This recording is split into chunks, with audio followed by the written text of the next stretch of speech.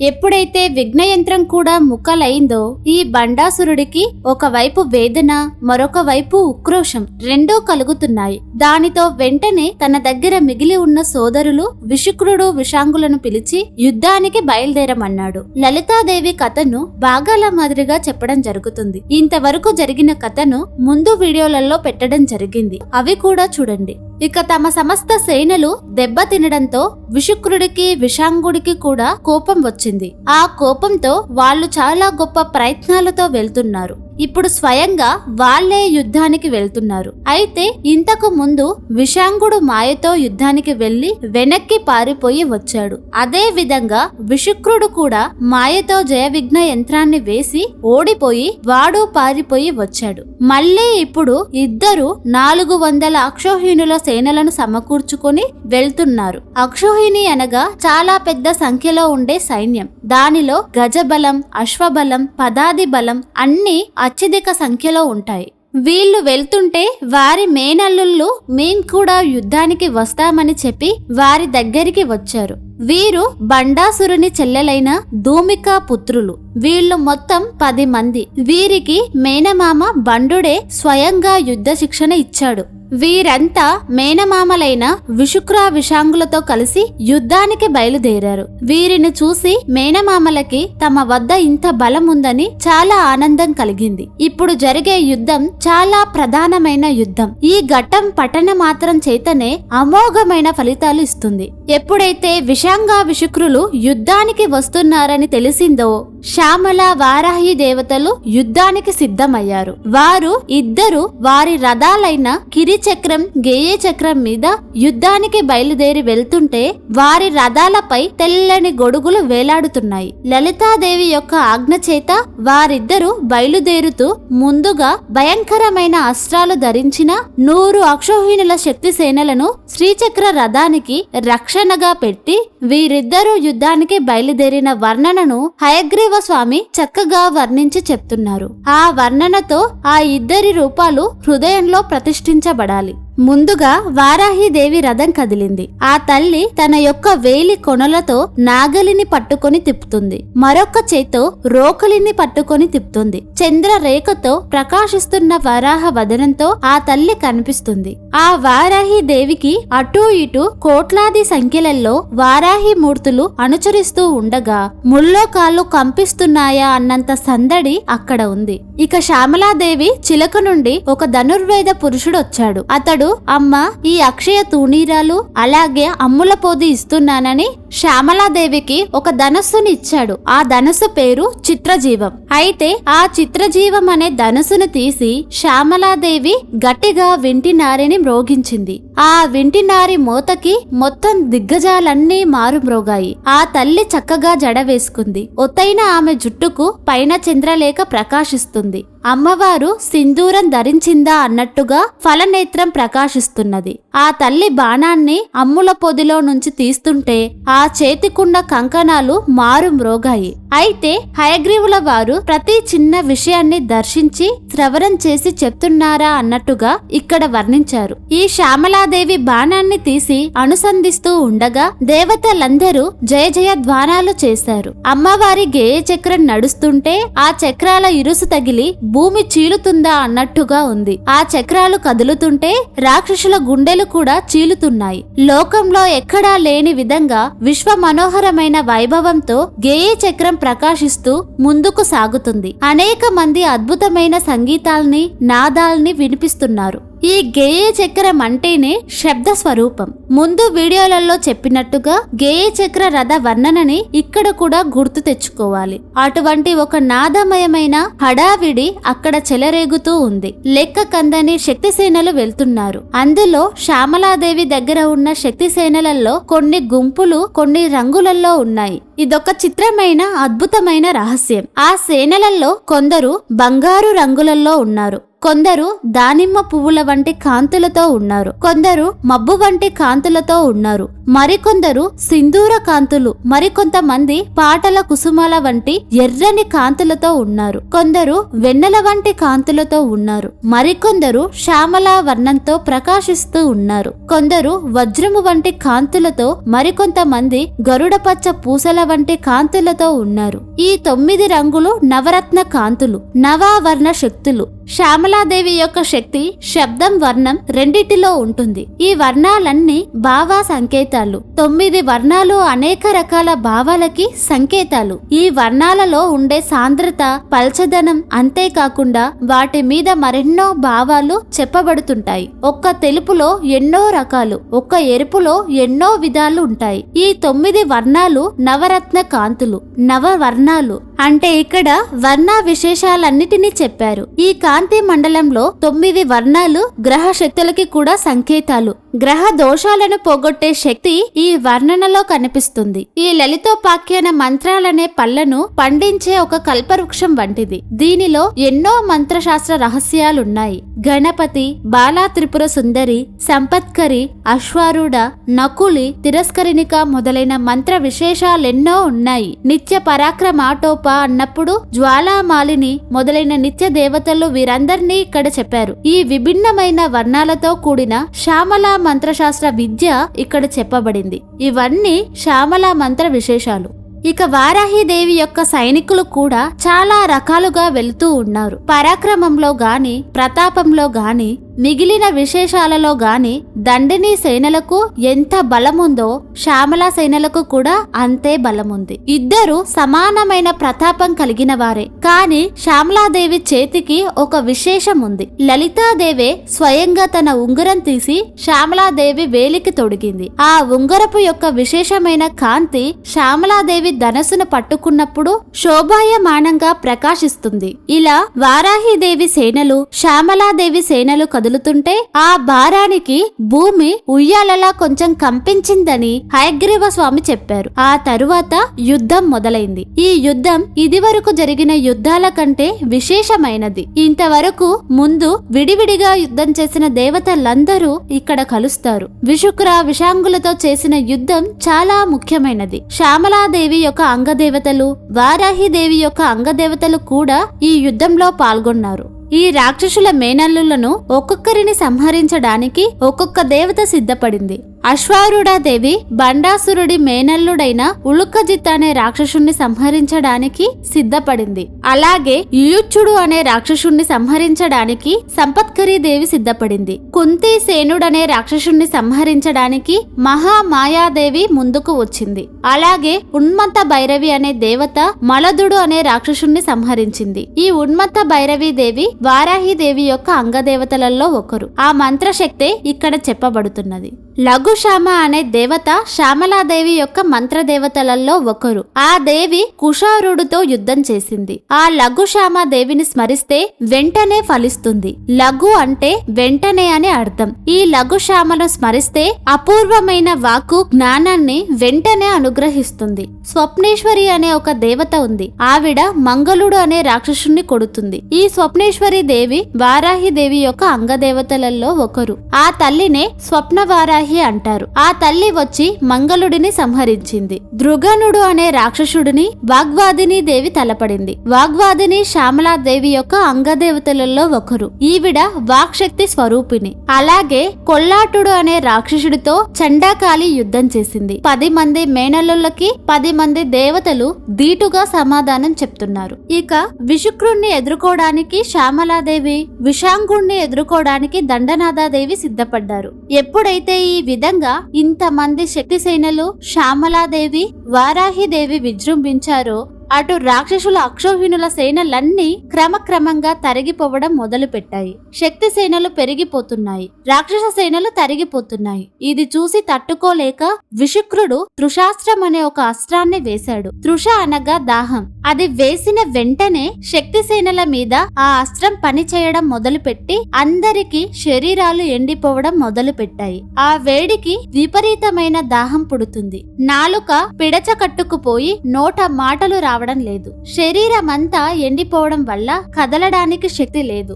దాహం, నీరసం అందరిలో నిండిపోయాయి. శక్తి సేనలన్నిటికీ దవడలు, నోరు ఎండిపోయి ఇంద్రియాలన్నీ అల్లోకల్లోలమైపోతున్నాయి.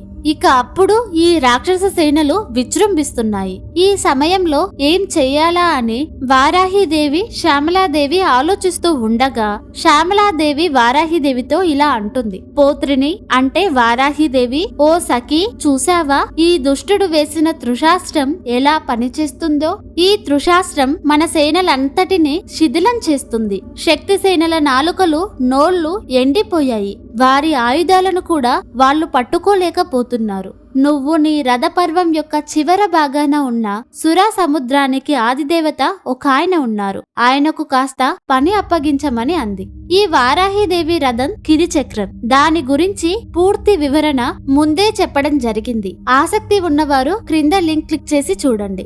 అయితే ఈ వారాహిదేవి రథానికి మొత్తం 5 ఆవరణలు. వాటిలో 5వ ఆవరణ చివర ఉన్న ఆయన సురా సింధు దేవత. ఆయన ఒక రకమైన మధుర పదార్థాన్ని సిద్ధంగా ఉంచుకున్నాడు. సురా సముద్రానికి ఆదిదేవత ఆయననే. అయితే ఈ శక్తి సేనలన్నిటి యొక్క దాహర్తి పోయేటట్టుగా అతనిని ఆజ్ఞాపించు అని వారాహిదేవితో శ్యామలాదేవి చెప్పింది. మామూలుగా జలం పాత్రలో ఇస్తే వీళ్ళ దాహం తీరదు. వీళ్ళకి సముద్రం కావాల్సిందే. ఆ త్రుషాస్త్రం యొక్క వేడి అంతటిదన్నమాట.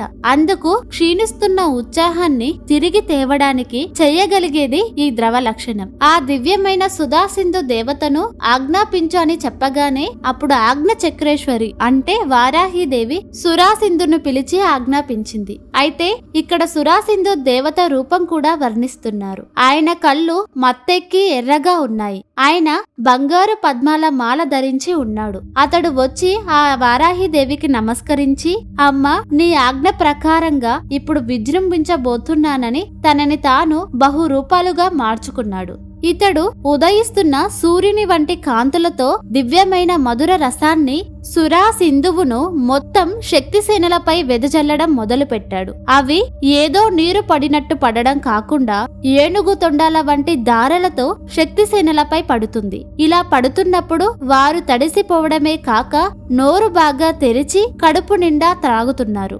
శక్తి సేనలు, అసుర సేనలు కలిసి యుద్ధం చేస్తున్నారు. కాబట్టి ఈ సుధా సింధు దారలు అసురుల మీద కూడా పడే అవకాశం ఉందని గమనించిన శ్యామలాదేవి వెంటనే తన ధనస్సు నుండి అపూర్వమైన బాణాన్ని వేసింది. ఈ బాణాలు తన సేనల మీద మాత్రమే సురాధార పడేటట్టుగా చేస్తూ రాక్షసుల మీద ఈ దార పడకుండా కప్పేసేటట్టు వేసింది. ఆవిడ శ్యామలాదేవి కాబట్టే అలా వేయగలిగింది. ఈ విచిత్రమైన కర్మ చూసి శక్తి సేనలు ఆశ్చర్యపోతూ ఉన్నారు. అసురులు నీరసపడే స్థితికి వచ్చారు. ఇక ఎప్పుడైతే ఈ దార పడిందో వెంటనే శక్తి సేనలన్నీ మహోత్సాహంగా లేచాయి.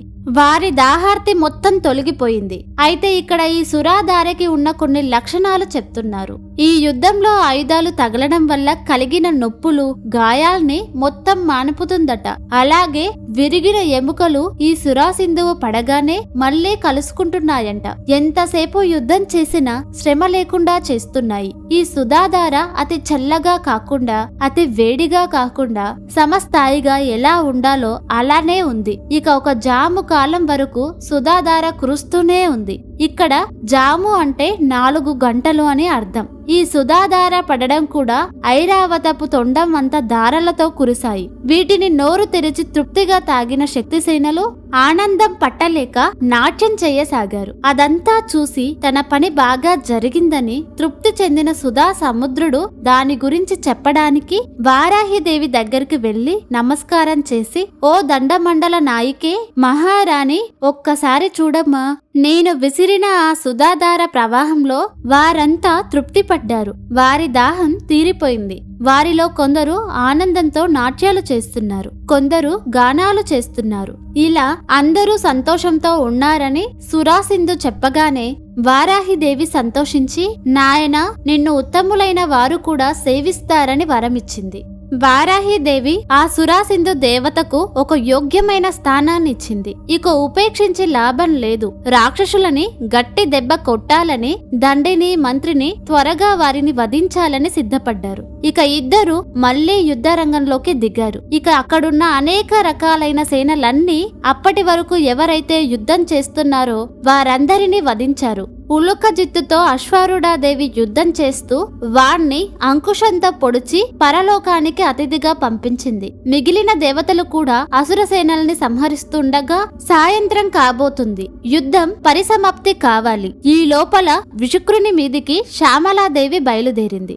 ఈ విశుక్రుడు సామాన్యుడు కాదు. భయంకరమైన అస్త్రాలు శస్త్రాలు వేస్తున్నాడు. శస్త్రాలు అంటే మామూలుగా భౌతికంగా కనిపించే ఆయుధాలు. అస్త్రాలు అంటే అమోఘమైన మంత్రశక్తులు నిబద్ధం చేసి పంపించేవి. శస్త్రాల కంటే భయంకరమైనవి అస్త్రాలు. విశుక్రుడు ఎన్ని అస్త్రశస్త్రాలు వేస్తున్నాడో వాటన్నిటికీ బదులుగా శ్యామలాదేవి బాణాలు వేస్తుంది. ఆవిడ చేస్తున్న అమోఘమైన యుద్ధాన్ని చూసి దేవతలు కూడా ఆశ్చర్యపోతూ అమ్మపై కుసుమ వృష్టి కురిపిస్తున్నారు. విశుక్రుడు వేస్తున్న ప్రతి ఆయుధాన్ని శ్యామలాదేవి తన బాణాలతో ఖండిస్తూ క్రమంగా వాడి రథం మీద జెండాను రథ సారథిని కూడా కొట్టింది. వాడి ధనసు యొక్క వింటినారి అలాగే ధనసు కూడా ఖండించింది. వాడింకా విరాధుడైపోయాడు.